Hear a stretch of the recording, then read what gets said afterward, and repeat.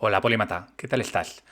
Hoy terminamos con la serie de Sam Harris, que nos ha llevado 5 episodios, con este incluido. Larguita, pero bueno, yo creo que merecía la pena todos los temas. Hemos hablado de la consciencia, del inconsciente, hemos hablado de la falta de libre albedrío, que es la propuesta de Sam Harris. Hemos hablado de la meditación sin misticismo, sin religión. Y hoy vamos a hablar del tema que a mí personalmente más me interesa, que es la moral según Sam Harris, que es una visión muy científica de la moral, muy objetiva, podríamos decirlo así, y bueno, bastante fuera de lo que solemos escuchar por ahí, en los medios habituales. Así que quédate con nosotros, una vez más está conmigo Santi, y vamos a hablar una horita sobre Sam Harris y la moral. Esto es Polímatas. Conocimiento, razón y aprendizaje. Hola Santi, ¿qué tal estás? Hola Val, ¿qué tal? ¿Todo Qué bien? penita, ¿no? Que ya terminamos con la serie. Bueno, a lo mejor más de uno se alegra. Dice, nombre a otra cosa ya, por otro autor, ¿no? Al que no le guste Harris, desde luego estará Sí, sí, esperando este momento. Lo tengo sí. muy claro. Tiene bastantes detractores, me he dado cuenta, Harris, ¿eh? Sí, sí. Tiene más de un hater, sí, sí. Bueno, pero eso es porque se moja y tiene ideas fuertes, ¿no? Cuando nadie se mete contigo es porque Taleb, por ejemplo, es otro que recibe muchas críticas, Pinker, gente que realmente se moja. Mm. Y nada, yo la verdad es que estoy un poco triste, pero por otro lado estoy muy contento porque hoy vamos a hablar del tema que llevo queriendo hablar desde el principio, Muy que bien. es el de la moral de Bien. Harris, y lo vamos a hilar con un libro. El libro fundamental, obviamente en toda su obra se puede traslucir sus ideas morales, Sí. pero dedico un libro de 2011, si no recuerdo mal, que se Ujú. llama Moral Landscape. No está traducido al español, ¿No? pero bueno, es un libro yo creo que Sería bastante asequible para el leerlo, paisaje moral, ¿no? Sería paisaje la moral. traducción, el paisaje moral.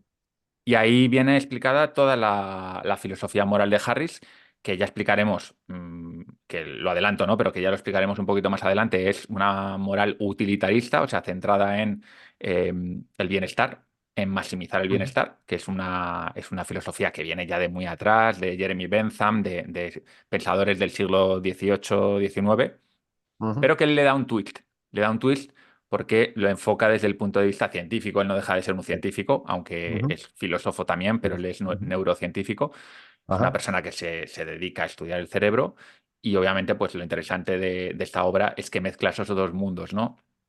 Este mundo Ujú. más filosófico con el mundo científico. Sí.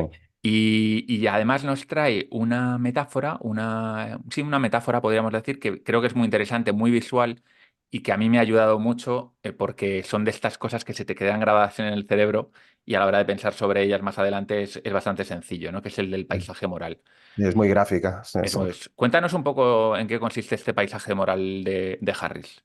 Vale. Bueno, hoy toma mucho tú la delantera también, porque es un tema Sí. que lo dominas tanto más que yo, ¿vale? Pero bueno, la idea del paisaje moral, fundamentalmente lo que dice es, imaginemos un paisaje que va a ser, que va a consistir en montañas y valles, ¿vale? Y lo haremos de la siguiente manera, que es, imaginemos la peor situación posible en el bienestar de una persona, la peor situación de malestar, que estoy sometido a torturas, que mi vida es realmente un infierno, ¿vale? Y eso sería el fondo de ese paisaje. Y los picos sería cualquier situación en la que uno pues tiene una vida absolutamente libre, plena, rodeada de gente con la que está a gusto y que le quiere, etcétera, etcétera, ¿vale? Ujú, Y entonces lo que primero que dice es, hay un continuo que va desde esa situación absolutamente horrible hasta esa situación maravillosa, es un continuo, ¿vale? Y que hay que aspirar a estar lo más arriba posible y deseamos, en principio, que todo el mundo esté lo más arriba posible.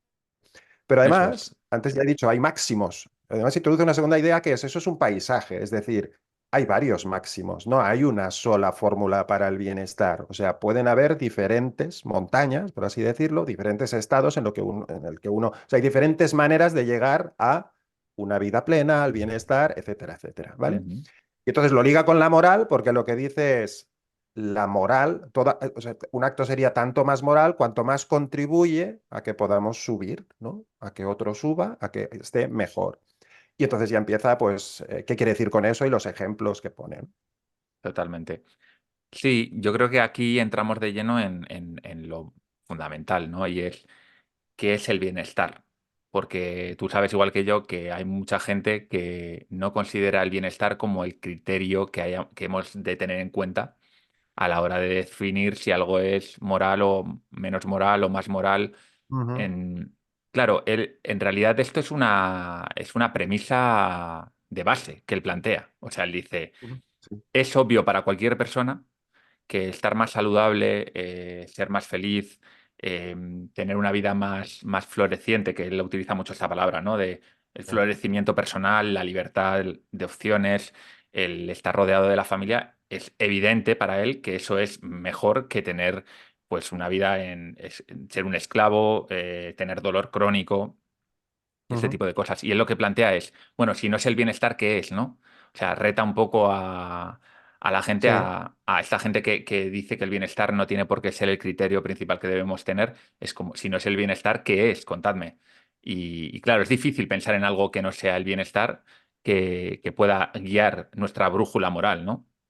Sí, lo que te viene a decir es que al final, si lo pensamos bien, acaba siendo ese el criterio. Si uno lo piensa un poco, acaba siendo, o sea, cuando uno dice, pues trata al prójimo como a ti te gustaría que te trate, está diciendo eso, ¿no? ¿Por qué me Claro, gustaría que me trataran bien? Bueno, porque yo aspiro a tener un estado de bienestar, claro. llamémosle así, ¿no?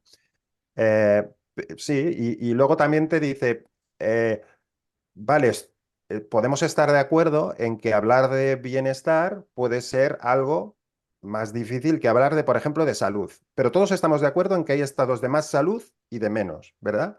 Pues también hay estados en que uno está mejor, ¿no? Que otros. Y sobre todo lo que te lo ilustras con eso, ¿no? Con los extremos. O sea, hay extremos, pues, bueno, pues tiene que haber un continuo que discurra desde esos extremos del horror total en la vida hasta la máxima plenitud, ¿no? Es muy Y interesante lo que lo... dices, perdona Sí, que te interrumpa, pero sí, sí. el hecho este de que todo se puede reducir al bienestar, porque Correcto. otro concepto muy habitual que se suele hablar en ética es el concepto de justicia, ¿no? Lo que es justo, lo que no es justo. Pero claro, ¿por qué somos justos? Mm, Porque al final la justicia, por ejemplo, una justicia de todos somos iguales ante la ley, lo mm, que promueve precisamente es que se maximice el bienestar de la gente. sí, Cuando no había una justicia, sino que el fuerte dominaba al débil, mm, el rey dominaba al pueblo, había uno que era muy feliz, tenía mucho bienestar, que era el rey, y el pueblo estaba sometido. Entonces ujujú, el bienestar global de la población era bajo, no había justicia, por lo tanto era bajo el bienestar. correcto. Y todo eso se puede reducir y subsumir todavía más, que es a los estados mentales. Exacto. Bueno, y ahora te dejo continuar, pero es No, exacto, exacto. sí, Que es donde entonces liga muy bien con ya las cuestiones más científicas, ¿no?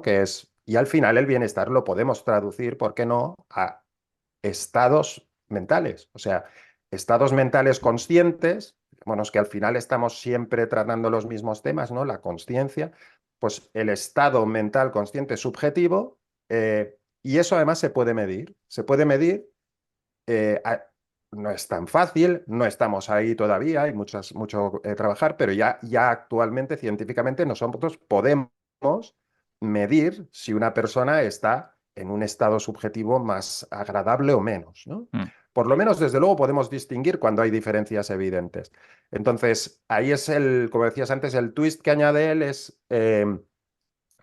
mm, la moralidad tradicionalmente se la ha arrogado en muchas veces la religión, ¿no? sí, O otras instituciones, y lo que dice es, no, no, no, huyamos de dogmas, huyamos de relativismos culturales, ¿vale? No, para esta cultura esto es bueno, la ablación de clítoris es bueno, vale, venga, tú dices que en esa cultura es aceptado. Yo lo que voy a plantear es un enfoque que es, ¿por qué no?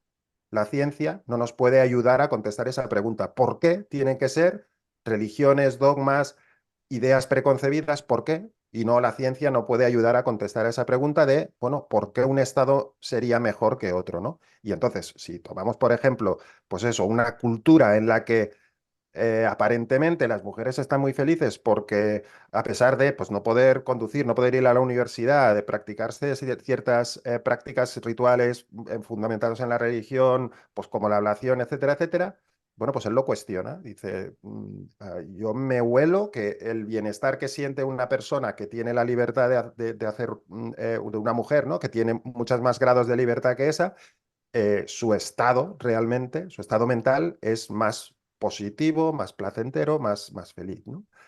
Por lo Claro. menos lo cuestiona, ¿vale? Luego Sí, ya invitamos como siempre a leer el libro porque realmente todo esto lo explica mucho mejor, ¿no? Que lo que podemos resumir nosotros aquí, pero que esa es la idea de fondo. sí, como pensador profundo que es, te plantea las ideas de un modo que es muy difícil rebatirlas, ¿no? De hecho, es un libro que recibió muchísimas críticas. Yo he estado leyéndome bastantes. Y luego él hizo un recopilatorio de respuestas y la verdad es que el tío es difícil, ¿eh? Debatir contra Harris es bastante, bastante difícil. De pelar, sí, sí. Claro, la gente se puede plantear, oye, ¿qué tiene que decir la ciencia en un tema como este, ¿no? Y en realidad la ciencia, no tenemos por qué saberlo lógicamente, pero ya hace cosas que nos permite saber cuál es el bienestar aproximado de una persona. Por ejemplo, tú puedes medir con una resonancia magnética funcional cuál es la actividad del cerebro. Y Ujú, sabemos que hay ciertas partes del cerebro que se activan más cuando una persona está disfrutando, por ejemplo, ¿no? Imagínate que está viendo una película en la que sale un parque de atracciones y está la gente disfrutando y entonces le miden, le ponen unos sensores que le permiten medir es la actividad del cerebro, ¿no?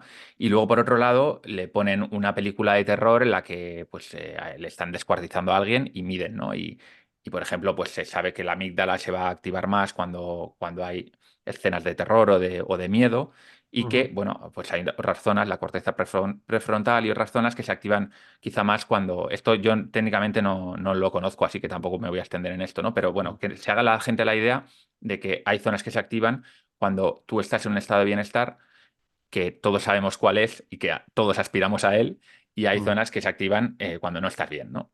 Cuando tienes Hormonas, ansiedad, eso hormonas, es, neuromoduladores, o sea, también eso es. sustancias, digamos, mensajeros en el cuerpo que se activan y que se Eso es, hay correlan muy hormonas bien con como la estados. oxitocina, Exacto. serotonina, hay neurotransmisores como la dopamina que se segregan en el cuerpo cuando nos sentimos bien. Esto lo sabe Ujú, la ciencia, entonces eso se puede medir, se puede ujú, medir. Por lo tanto, sí que podemos medir en un laboratorio qué niveles aproximados de bienestar tiene una persona. ujú, Y luego hay otro método, que es un método más sociológico, que es el de preguntarle a la gente directamente, oye, ¿cómo te sientes con tu vida, no? Por sí. ejemplo, hace poco salió publicada en el World Report Happiness o algo así se llama, bueno, es un informe que sacan todos los años desde hace 10 años sobre la felicidad en el mundo y es muy interesante porque puedes ver tanto el progreso de los países como comparar unos países con otros, ¿no? Intentar especular sobre qué hace a la gente de un país más feliz que a otro. Ujú, Bueno, yo creo que la gente se puede imaginar que, por ejemplo, un sueco es más feliz que un afgano en promedio. ujú, Las diferencias ujú, son brutales. O sea, ujú, estamos hablando de que un sueco igual en promedio tiene un 7,5 de felicidad autopercibida sobre 10 y un afgano de 3,1. ujú, ¿Qué pasa con los afganos? Pues obviamente podemos entrar en el tema de la religión, ¿no? Y cómo constriñe, o sea, cómo la religión domina la vida de la gente y cómo eso hace que muchas personas no tengan libertad de acción, como muchas mujeres, etcétera, etcétera. ujú. Entonces, A mí por lo menos me parece interesante cómo él te invita a cuestionar. O sea, a veces se moja mucho, mucho, ¿no? Y entra en terrenos donde ya directamente opina y cree que la religión pues acaba siendo nociva en muchos contextos. Yo ahí, digamos, me detengo, no opino, pero sí que me gusta leer cómo lo plantea y las mm, cuestiones que plantea bueno, y me hacen reflexionar y sí que alguna parte del pescado reconozco que se lo compro y que me parece que en ciertos elementos acierta más que hierra, ¿no? mm. Sí, hay un libro que es El fin de la fe, que probablemente sea el libro más conocido de Harris, ¿no? Bueno, por lo Por lo menos inicialmente polémico, por sí, lo sí, sí. polémico. Y que- fue su vía de entrada, o sea, ahí lo que trataba era el tema de creencias y de religión. Lo que mm, decía es, pues, ¿por qué tenemos que guiar nuestras vidas en base a, o por qué? Cuestionaba la religión diciendo, bueno, sí que es verdad que tiene muchos elementos muy interesantes, como es, pues, elementos de cohesión social, elementos de moralidad, ¿no? Que algunos están ahí porque pues, de hecho, están diciendo lo mismo que a lo que él llega por otros derroteros, ¿no? A nivel ético y moral. pero que en cambio hay todo un montón de información que son dogmas, que son elementos que invitan incluso a no tener una mentalidad crítica, invitan a, pues a rehuir un poco la manera de pensar científica, etcétera, que hacen más daño que otra cosa. Y no digamos cuando ya hablamos de posiciones extremas, donde el producto final acaba siendo la violencia, y la Mm. violencia traducida en guerras como las que estamos viendo ahora mismo, o él es muy, muy crítico con la yihad, ¿no? Con toda la parte de violencia de los atentados islamistas y demás. Y él cree que eso proviene del pensamiento religioso llevado al extremo, ¿vale? Pero que mucho que está en las escrituras, y son escrituras pues escritas hace milenios, y que por qué tenemos que guiar nuestras vidas en el conocimiento que tenía el personal hace milenios, ¿no? Con Mm. lo que hemos avanzado y podido ir comprendiendo, ¿no? Sí, Y esto es el fin de la fe, sí. sobre esto menciona en el libro, en Moral Landscape, una encuesta que se hace en Reino Unido a los jóvenes de origen musulmán, o sea, Ujú, que viven en Reino Unido, pero que son religiosos. Y ujú. el 36% está de acuerdo con la pena capital para los que no creen en su propia fe. Correcto, sí. Sí, sí, sí. Telita, telita. Sí, Claro, sí, él pone estos ejemplos que son muy drásticos. Obviamente no está hablando de gente que va a la iglesia los domingos y tiene una vida normal, sino gente sí, que sí, son sí. fanáticos. Sí, Y, y bueno, también critica obviamente el hecho de lo que tú dices, cómo la religión muchas veces nos impide tener una visión crítica de ciertos aspectos, como pueden ser los exacto. anticonceptivos, el aborto u Que otras sea. cuestiones. Ujú. Mm. Sí, sí, sí. Bueno, No, no. lo que estaba comentando es que eso, que hay varias maneras, ¿no? De saber, de conocer aproximadamente la satisfacción de la gente. Una es preguntarle. Hay gente que no cree en este tipo de encuestas, que al final cree que hay unas cuestiones culturales, por ejemplo, que igual, yo qué sé, los suecos, pues, han sido educados para sentir que tienen una buena vida y aunque no tengan una buena vida, pues cuando les preguntan dicen que tienen una buena vida. Pero Mm, para esto se han hecho otro tipo de encuestas también que quizás son más precisas, que lo que hacen es que te envían a una aplicación del móvil un aviso cada cierto tiempo de forma aleatoria y tú en ese momento dices cómo te sientes en ese momento. sí. Estás leyendo un libro, oye, un 8. Estás un día que te has levantado con la pierna izquierda, un 3. Y a partir de ahí se hace un promedio y te da una Mm, idea de la satisfacción, que no siempre coincide con esa percepción, ¿no?, más global que tú puedes tener en una encuesta más correcto. general. Correcto, correcto. Se dan discrepancias, ¿eh? Entre los dos. Te dan Por eso se utilizan los discrepancias. dos métodos. Uno creo Eso que le es. llaman la felicidad recordada o algo así, y la otra es la felicidad o la satisfacción medida momento a momento, es verdad. Exactamente. Entonces, Sobre el bueno, tema que de, sí. sobre el tema de moral landscape, del paisaje moral, invitaría a ver, tiene una charla TED, ¿vale? Tiene dos, creo que fundamentalmente, y una de ellas habla sobre moralidad y ciencia, y bueno, son 15-20 minutos, invitaría a verla, porque resume bastante bien lo que estamos hablando aquí. Mm. Entonces, bueno, lo que venía a decir con esto, ¿no? Que tenemos la resonancia magnética funcional, los dos tipos de encuestas, y él lo que dice siempre durante el libro es: lo que sabemos ahora es una fracción de lo que podemos llegar a saber en un futuro. Es decir, lo que tenemos es que confiar en la ciencia, en los progresos técnicos, de Correcto. que quizá en un futuro podemos tener una información mucho más precisa de cuál es el bienestar de la gente. ¿Para qué no? ¿Por qué es importante esto? Porque es lo que nos va a permitir tomar decisiones en muchos ámbitos: laboral, social, impositivo, educativo, judicial, para ver qué decisiones tomamos. Porque él lo que dice es las decisiones en todos los ámbitos deben estar guiadas por este criterio, ¿no? Que esto puede ser algo Correcto. muy radical para algunas personas, pero Ujú. que cuando lo piensas dices, tiene sentido. O sea, Mm. veo pocas fisuras en este argumento. Sí, Aparte de que a nivel práctico pueda ser impracticable a día de hoy, quizá, sí, ¿no? sí, No sí. tenemos no tenemos un aparatito en el cerebro conectado con internet que dice en todo momento qué felicidad tenemos, pero igual en un futuro se podría tener algo así. Sí, bueno, o no, no necesariamente tampoco hay que aspirar a eso, a ir con un casco, no con electrodos, pero es la idea que hay detrás, ¿no? Es decir, bueno, es algo que es objetivable, ¿por qué no? ¿Por qué no va a ser Mm. objetivable el bienestar y por tanto buscar eso? Sobre todo, huir del relativismo moral. No, es que en esa cultura eso es mejor. él te dice, lo pongo en Mm. duda que sea mejor pues que esas mujeres vivan en esa situación oprimida. A lo mejor ellas se sienten bien pues porque hay una cultura que les hace pensar así, pero cuidado, porque a lo Mm. mejor hay algo ahí de debatible, ¿no? No, y muchas veces la gente no es que se sienta bien, es que no ha experimentado en nada diferente. Si No, tú claro, naces metido en una cueva y nunca sales, claro. tú puedes sentirte mejor o peor, puedes tener unos niveles más altos o más bajos de cortisol, de dopamina. Igual tú estás en la miseria, pero has normalizado la miseria. Claro. Como Sí, gente sí, que sí, sí. vive en esclavitud, pues ha normalizado la esclavitud. Pero si Claro. les dejasen libres, de Sí. repente dirían, ostras, lo que me he perdido, ¿no? Claro, claro, claro. Dar la oportunidad, ¿no? De probar la alternativa, porque si no te puede decir, sí, estoy feliz, bueno, tampoco has probado ninguna alternativa, ¿no? Claro. Mm, Frente al relativismo cultural o este relativismo moral, él plantea que el bienestar, la búsqueda del bienestar y del florecimiento es algo universal. Y esto mm, es algo que se puede ver, ¿no? En todas las tribus estudiadas, de cazadores-recolectores, diferentes culturas. Al final no hay ninguna que busque estar sometido, eh, vivir mm, infeliz, que sus hijos se mm, mueran cuando tienen 2 años, estar mm, enfermo. Nadie busca sí, eso. La gente que quiere estar bien alimentado, estar rodeado de su familia, esto es universal. O sea, vayas donde mm, vayas, vas a encontrar eso. Van a poder sí, tener distintos rituales, distintas tradiciones, pero la gente busca eso. ¿Qué pasa? Que muchas veces la propia cultura ha constreñido a la sociedad. Esa cultura, mm, muchas veces dibujada por las élites, que sí, tienen sus propios intereses, mm, han mm, creado, no de forma consciente, ¿vale? Pero de forma inconsciente o de forma orgánica, se ha creado una serie de patrones culturales que favorecen a unos y perjudican a otros.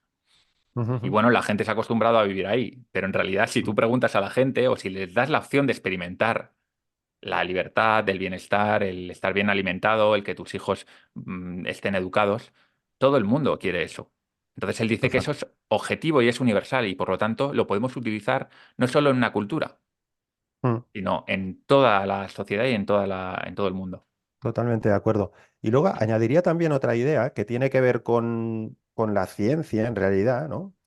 Y es que también te dice, nuestra brújula moral, ¿vale? A veces nos engaña, ¿vale? Aunque no lo sepamos, pero la ciencia nos ha explicado que nos engaña. Por ejemplo, pues nuestra brújula moral muchas veces nos hace reaccionar mucho cuando tenemos una persona delante de casa, pues pidiendo limosna, por ejemplo, ¿no?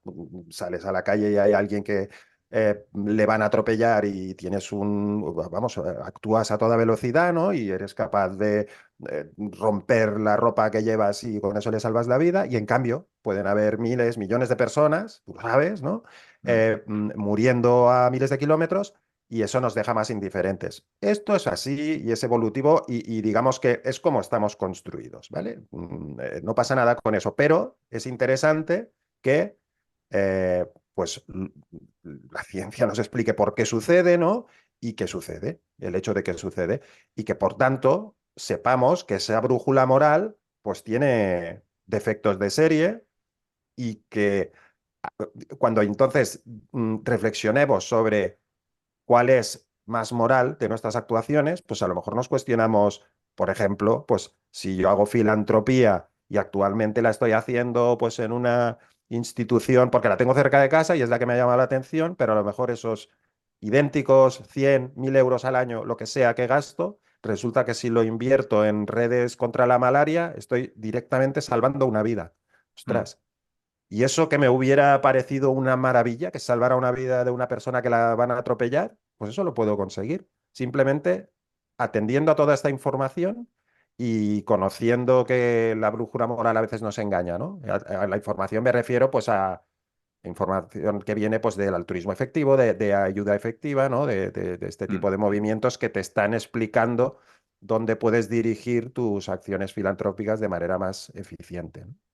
Claro, él hace hincapié aquí en una cosa que le llaman la falacia naturalista, y es que algo porque sea natural es bueno, ¿no? Esto lo he escuchado yo, ¿eh? Bueno, es que lo natural es preocuparte más por tu familia. Sí, claro que es lo natural. Lo natural es que cuando tú ves algo, te actúas, ¿no? Actúas más que si no lo ves. La Pero lo falacia que...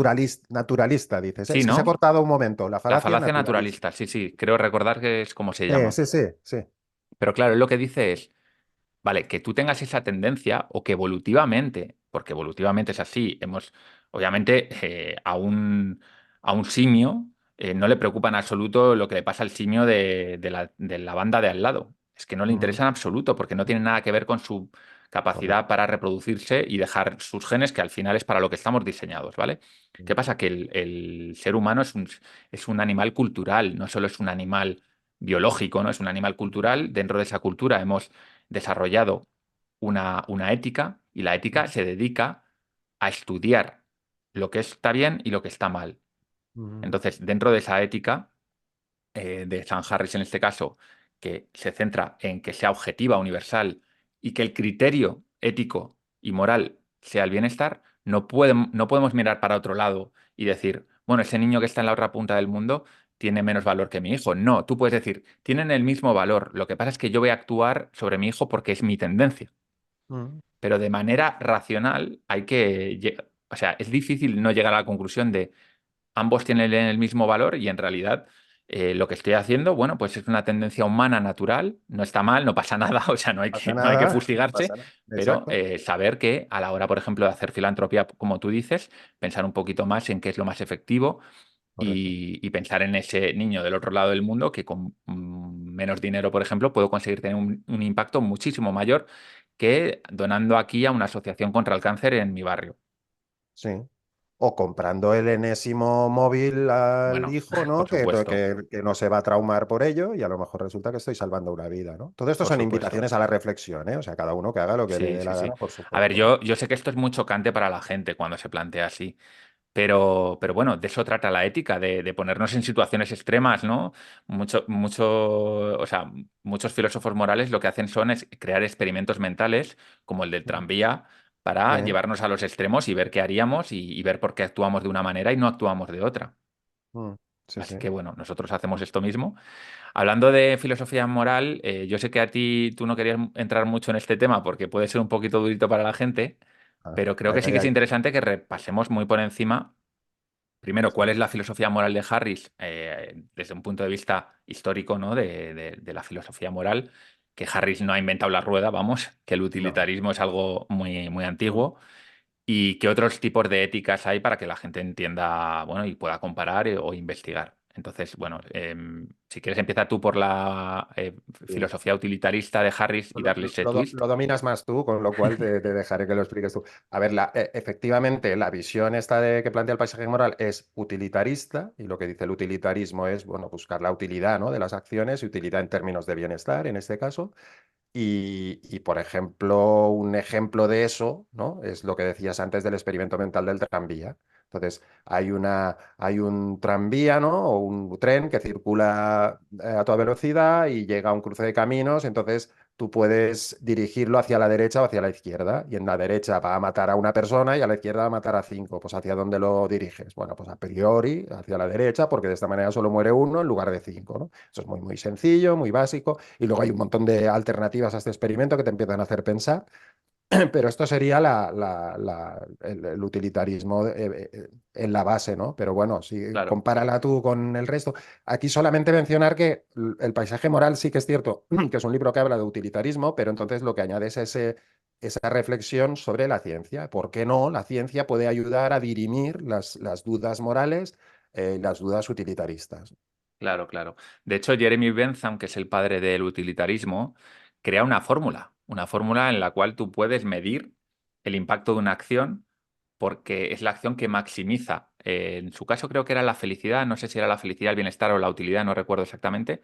Pero Mm, bueno, claro, ha sido muy criticado por resumir en una fórmula una cosa tan etérea como es el tema de la moral, ¿no? Pero bueno, él intenta decir, a ver, seguro que podemos hacer algo mejor de lo que estamos haciendo y mm, vamos a ver cómo podemos medir esto y cómo podemos tomar decisiones más racionales sobre las acciones morales, ¿no? sí. Y luego, bueno, pues otros autores Stuart Mill es otro de los utilitaristas importantes.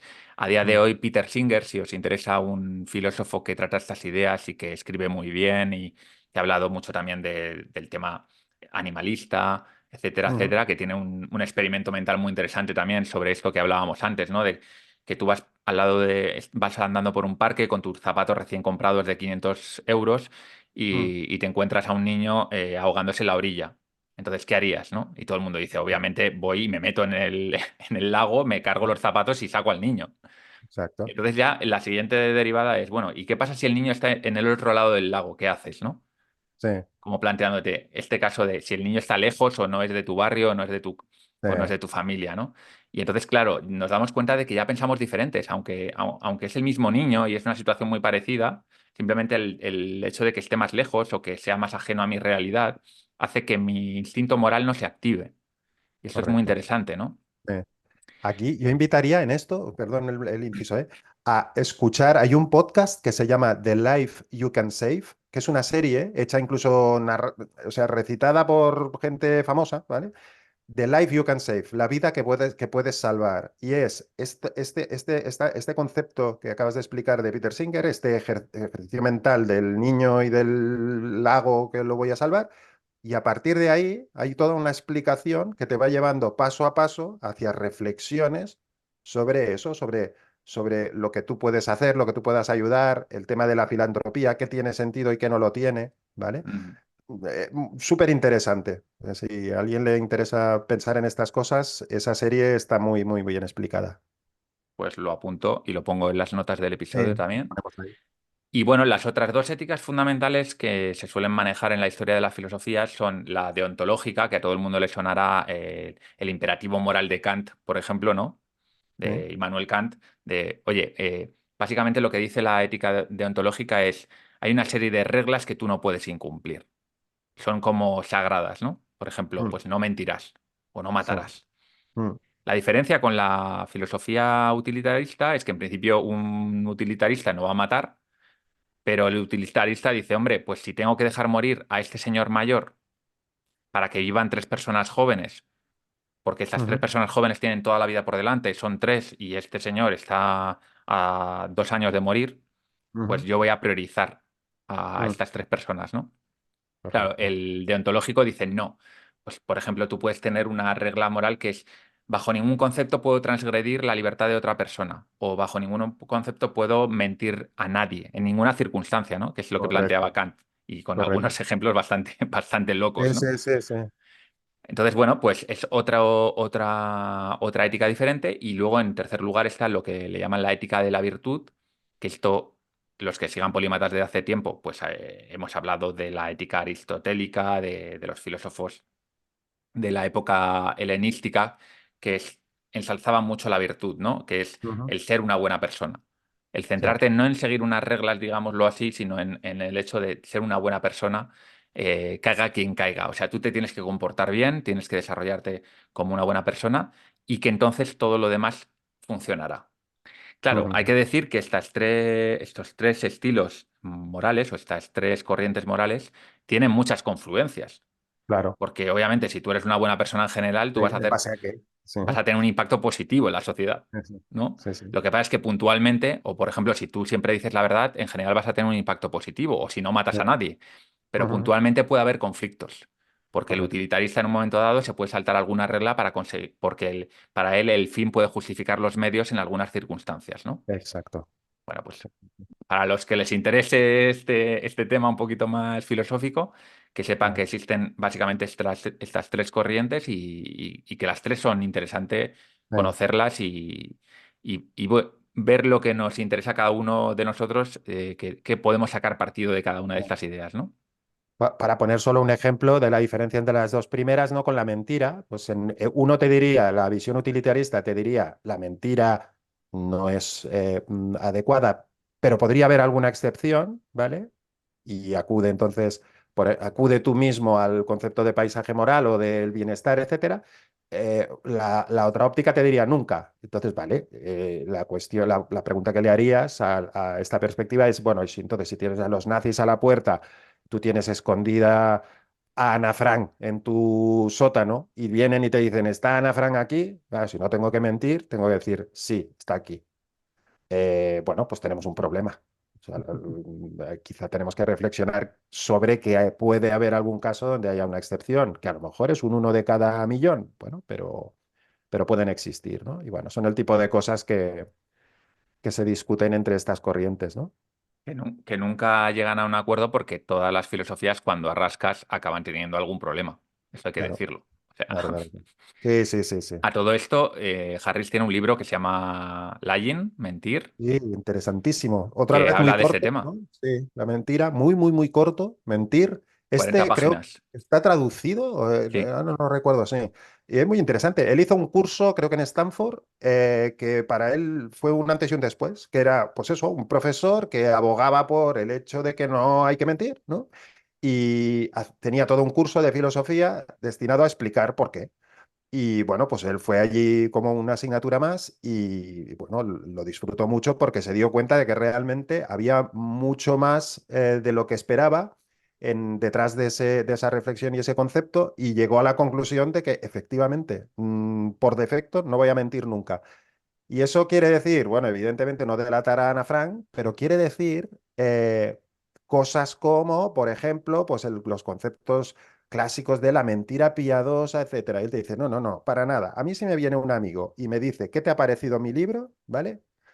Yo le voy a decir lo que pienso, ¿vale? Pero no por molestar, sino porque si yo lo pienso, al final le expongo al ridículo. Si yo le digo que está bien y no lo está, le expongo al ridículo, pero todavía más. Para mí es importante que mi amigo sepa que puede contar con mi opinión y que va a ser una opinión de la que realmente se puede fiar, de que no le estoy dando información para dorarle la píldora o hacerle feliz.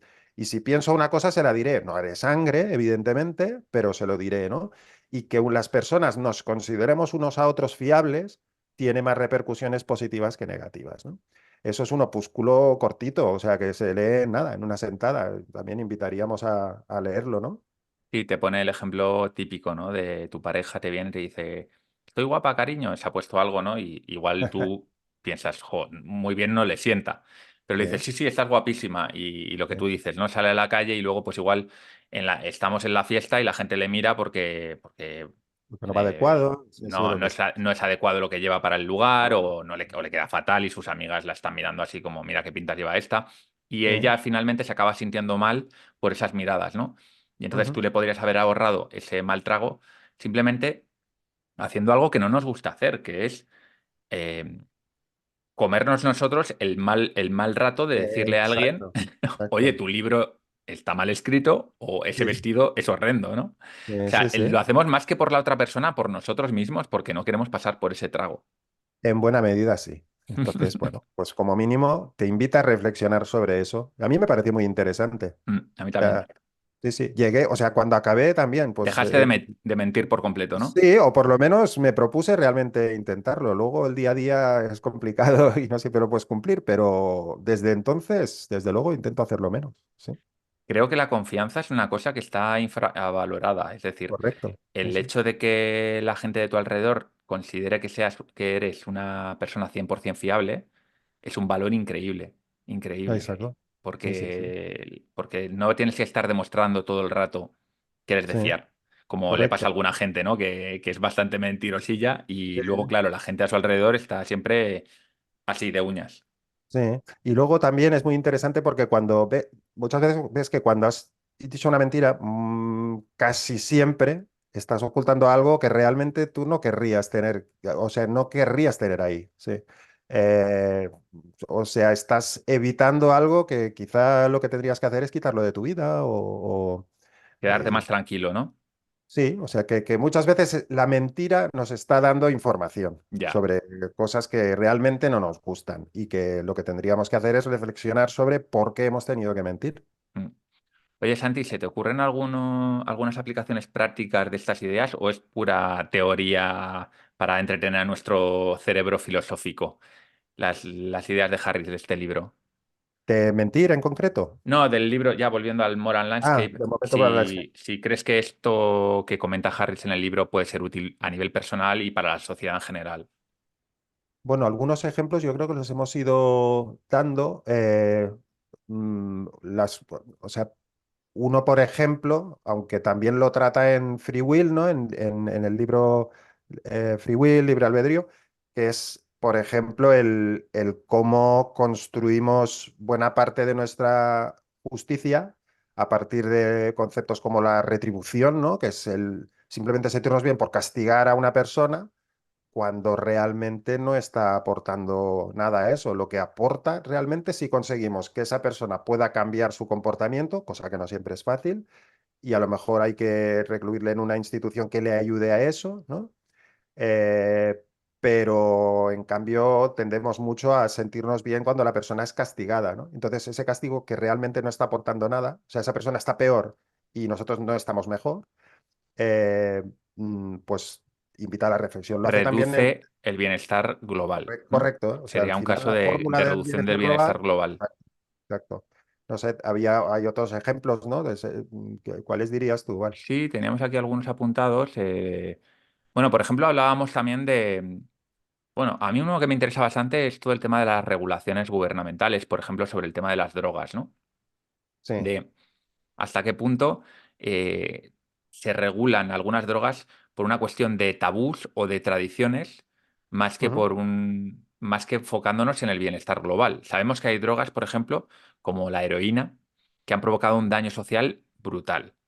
Y Sí. aún así, hay personas con un pensamiento muy liberal, muy libertario, que lo que dicen es, no, no, la gente tiene que poder elegir usar drogas, comprar drogas, y ellos Ujú. son responsables. Ujú. Claro, en esa argumentación, en esa lógica, no está imbuida esta mentalidad del maximizar el bienestar global de las personas, porque sabemos de una manera empírica Ujú. que a la larga tomar heroína Ujú. provoca muchos problemas, tanto a las personas que lo toman, familiares y la sociedad.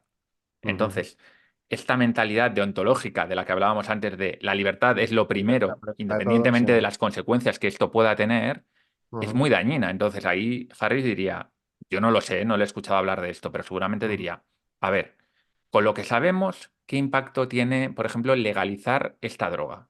No todas las Ujú. drogas, no, esta droga en concreto. Ujú. Vale. Pues maximiza o reduce el bienestar global. Ujú. Reduce. Pues entonces hay que regular. Entonces ya no Ujú. es esta mentalidad de regulación buena o mala, sino ¿qué impacto tiene? ¿Lo podemos medir? ¿Qué sabemos? Lo mismo con otras drogas, ¿no? Psicodélicos, LSD. ¿Qué impacto ha tenido en la sociedad? Pues mira, resulta que no es adictiva, no ha generado problemas sociales graves, algún problema ha podido provocar, otros no. Vale, globalmente aumenta el bienestar de algunas personas, sí, parece que se puede utilizar en ciertas terapias, hay gente que le viene bien para esto, para lo otro. Bueno, pues igual resulta que el LSD se tiene que regular, pero regular de una manera menos estricta, ¿no? Ujú. Y así con cada droga. Pongo este ejemplo porque yo creo que aquí nos puede venir bien esta mentalidad de Harris para tomar decisiones prácticas de la vida real. Ujú. Correcto. O incluso sustancias que son legales como el alcohol, ¿no? Totalmente. Que a lo mejor habría que hacer la reflexión y medir bien, pues cuántas vidas destruye, había ya no solo problemas de salud, sino de violencia doméstica, etcétera. Y bueno, pues hasta qué punto es un precio que queremos pagar. No decimos nada con eso, pero que a lo mejor habría que hacer la reflexión y una medición bien hecha, quién sabe. Para eso sirven las filosofías, ¿no? Es tener un modo consistente de tomar decisiones en tu vida o a nivel social. No porque a mí me interesa en un momento dado, ¿no? Porque yo le tengo manía al alcohol o le tengo manía a Mm. tal droga, sino porque Mm. con un mismo criterio mido todas las situaciones, ¿no? A mí Mm. me parece muy interesante esto, porque tendemos mucho las personas a ser partidistas, en el sentido de cuando algo me conviene, tomo una decisión, pero Mm. cuando no me conviene, tomo otra. Mm. No es tomo la decisión correcta siempre, Mm. sino tomo la decisión que más me conviene. Y esto es una cosa que hacemos de forma muy instintiva y muchas veces pensamos que somos buenas personas y personas justas y en realidad, en general, estamos tomando decisiones que nos convienen o no nos convienen, decisiones que están alineadas con nuestros valores o no. Y no nos ponemos a pensar en que hay ciertos valores globales, como estos de los que habla Harris, que Mm. probablemente sean una vara de medir mucho mejor que los tuyos propios, que, bueno, pues Mm. son eso, hechos a tu medida. Sí. Encaja mucho con su filosofía en general, que es él, en general, intenta siempre invitarte a tener mucho pensamiento crítico, a ser muy consecuente, ¿no? Que si tú crees en algo, ser consecuente con ello, no hacer lo que acabas de decir, ¿no? Bueno, según viene el viento. Y él cree, ¿no? Aboga siempre por decir, si tú tienes pensamiento crítico, si tú eres consecuente, si tú intentas ser valiente, aunque a veces nos fallen las fuerzas, etcétera, y él, creo yo que es un buen ejemplo de eso, o sea, muchas veces ejerce eh, en base a esa actitud, vas a tener una vida mejor, ¿vale? O sea, y cree que la sociedad nos estaría mejor y que tendríamos todos una vida mejor. Al Mm, final, este es ya lo dijimos el primer día, ¿no? Lo que hay de fondo en todo lo que él promueve es eso. Él mm. cree que todas sus ideas buscan el florecimiento personal y de la sociedad y por eso te invita a hacer esas reflexiones y cree que cuanto más lo hiciéramos, mejor nos iría a todos. Sí, en el fondo, aunque haya una filosofía a veces muy, muy profunda detrás, es muy práctica la filosofía de Harris. O ¿No? sea, Totalmente. todo lo que hemos hablado, que si quieres podemos hacer un poco repaso, ¿no? De los temas que hemos ido viendo. Sí. Eh, lo tenía aquí apuntado. Mira, al final, el circuito que hemos seguido es empezamos hablando del libre albedrío, ¿no? Claro. Luego hablamos de la consciencia, luego hablamos de la ilusión del yo, ¿no? Y ese concepto de espiritualidad no religiosa. Ujú, Hablamos de meditación después. Hoy hemos hablado de moralidad. Y quizá aquí lo que haría es un comentario que es que, bueno, y de la mentira y demás, y de las creencias. Quizá haría un comentario que es que sí que es verdad que en las charlas que hemos hecho en esta serie, pues han sido de temas, entre comillas, un poco sesudos, ¿no? O sea, un poco profundos, no son temas pues, que precisamente presidan nuestras cenas y comidas a diario, ¿no? Pero por eso precisamente los hemos querido tratar aquí, pero que cuidado, porque si tú te vas a su podcast, por ejemplo, a Making Sense, se tocan temas mucho más prácticos, es decir, un día te estará hablando del riesgo nuclear, otro día te está hablando pues de psicología con, qué sé yo, con Paul Bloom, ¿no? Con un psicólogo eminente, al día siguiente estará hablando pues de la política de Trump o del conflicto en Israel y por tanto todo eso está con ese prisma que él tiene tan suyo pero está hablándote de nuestra realidad diaria. Y a mí por eso precisamente me pareció muy interesante ese mm, podcast, porque me hace pensar en cosas que están en mi día a día, pero desde una perspectiva que es esa. Y por tanto, pues bueno, que digamos que el hecho de que hayamos hablado de estas cuestiones, que no sea un motivo para que nadie nos acerque, por ejemplo, al podcast, a Making Sense, que, total. insisto, creo que es muy interesante. Sí, nosotros lo que hemos hablado es de la filosofía que tiene él, a partir de la cual piensa sobre todos estos temas de actualidad o relevantes para el Correcto. mundo, ¿no? Que es un poco algo que yo invito a hacer a la gente, es pensar en cuál es mi filosofía, o Mm, sea, en base a qué yo tomo decisiones, en base a qué yo pienso que algo es bueno o malo. Porque muchas correcto. veces vamos por el mundo, no nos planteamos esto, y ahí vienen todas las incoherencias, inconsistencias, injusticias, Sí, porque no hemos meditado sobre cuáles son nuestros correcto. valores, nuestra filosofía, Correcto. y cuando lo hacemos, cuando la próxima vez que tengamos que tomar una decisión, probablemente vamos a intentar ser más coherentes con esa filosofía y probablemente vamos a ser personas más fiables, más justas, etcétera, etcétera. Obviamente, si esa filosofía es una mierda, pues seremos Sí, coherentes en tomar malas decisiones, pero bueno, por lo menos ser conscientes de cuál es nuestra filosofía mm, para conocernos mejor también, que es algo que sí, yo creo que todos debemos aspirar, ¿no? sí, te invita a eso, en definitiva. Y bueno, pues si a alguien le apetece, pues que vaya escuchando y leyendo esos libros y bueno. Pues yo creo que podemos terminar, si te apetece, diciendo cuáles son los dos, tres libros de Harris, por ejemplo, que tú recomendarías a la gente leer. Tampoco tiene muchos libros, ¿eh? Se pueden leer los libros de Harris en Sí, un par sí, de sí. meses, pero bueno, digamos que los que te parecen fundamentales para ti y cerramos con eso, que yo creo que es una buena pista para que la gente que escuche hoy diga, venga, me voy a pillar este libro. Mira, a ver, aquí saldrán un poco los sesgos de cada uno, ¿vale? Porque yo Bien, creo está que bien. a mí me gustan otros, a ti otros. Mira, yo siempre recomiendo dos, porque son muy cortos, ¿vale? Y creo que muy prácticos, que son Free Will que creo que este no está traducido, ¿no? ¿no? Free Will, que es libre albedrío, del cual hablamos el primer día, y luego Lying, me gusta mucho, o mentir, me gusta Mm, mucho precisamente por eso, porque son cortos, y entonces, pum, te da una cosa así muy práctica y muy rápida. En cuanto a libros, pero claro, entonces está La niña de mis ojos, ¿no? Que es el libro Despertar, ¿no? Waking Up, que se habla pues de la espiritualidad no religiosa. Y ese, desde luego, que a mí es, aunque es una frase muy manida, pero es un libro que a mí me cambió la vida, pero mm. literalmente. Vale. Pues yo voy a decir Moral Landscape, que para mí es el libro de Harris que más me ha impactado, probablemente porque tengo mucho interés sobre filosofía moral. Obviamente, si es un Mm, tema que te parece aburridísimo, que no sé, pues no, eh, no leas ese libro. Tiene otra cosa muy buena, y es que es un libro que te permite entender muy bien cómo piensa Harris, sí, porque está yendo a sí, la base de todo, a la correcto. base de por qué es como es, porque luego cuando toma posición, por ejemplo, ¿no? En el podcast sobre un tema u otro, ahí puedes entender de dónde viene. Exacto. Es muy, muy interesante. Así Sí. que yo creo que lo vamos a dejar aquí. Santi, ¿cómo lo Sí. ves? Bien, bien, muy bien. A partir de aquí que la gente ya, pues bueno, hemos dejado un montón de referencias en los diferentes capítulos y Ujú. pues que la gente si quiere que explore más y a lo mejor le gusta, ¿no? Seguro Conocer que más sí. al personaje. Pues oye, un placer compartir estos 5 capítulos contigo y a ver si en un futuro hacemos algo juntos. Muy bien. Nos Un traemos a abrazo. Harris un día. Muy bien. Un abrazo. Venga, Chao. hasta luego.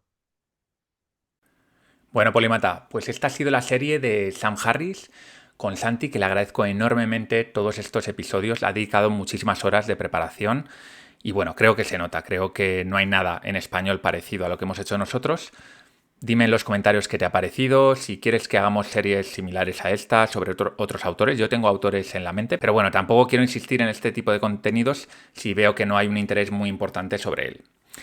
Y nada más, ya sabes que puedes profundizar en este tipo de conocimientos en la Biblioteca Polímata, que por cierto Santi es miembro desde los inicios, es súper mecenas, y ahí te puedes encontrar de momento 21 o 22 libros, que son los libros que llevamos leídos, hasta los 50 que pretendemos leer durante los próximos años. Fichas, resúmenes, charlas sobre los libros, un grupo de Telegram en el que debatimos sobre ellos, bueno, infinidad de recursos para convertirte en todo un polímata. Así que te espero ahí dentro, apúntate, prueba un mes y si no te gusta te das de baja. Sin más, me despido, soy Balmuño de Bustillo y esto ha sido un capítulo más de Polímatas. Hasta pronto.